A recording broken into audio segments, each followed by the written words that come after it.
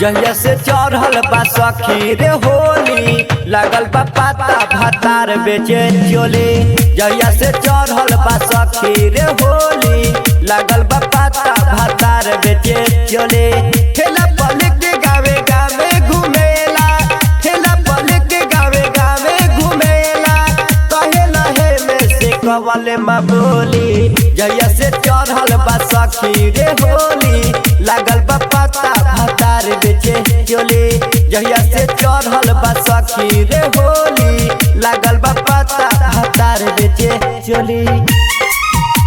भातार बेचे चोली, भातार बेचे चोली।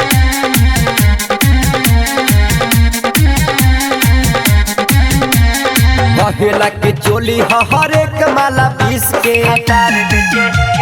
कहेला के चोली हर एक माला पीस के, पेन्हाला पजोबाना के दाबी बारा कस के, गिनेला छौरी ता बोले मीठी बोली लागल बा पाता भातार बेचे चोली। ठेला पलक के गावे गावे घुमेला, ठेला पलक के गावे गावे घुमेला, कहे लहे में से कवले माँ बोली। जहिया से चढ़ल बा सखी रे होली लागल बा पाता भातार बेचे चोली। जहिया से चढ़ल बा सखी रे होली लागल बा पाता भातार बेचे चोली। MR Recording Studio, Dulhin Bazaar।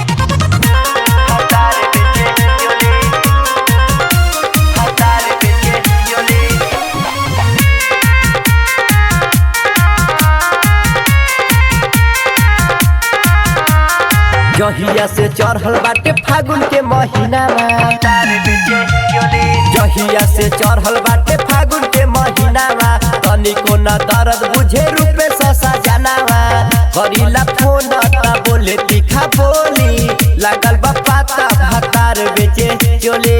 ठेला पलक के गावे गावे घुमेला, ठेला पलक के गावे गावे घुमेला, कहे लहे में से कवले माँ बोली। जहिया से चढ़ल बा सखी रे होली लागल बा पाता भातार बेचे चोली।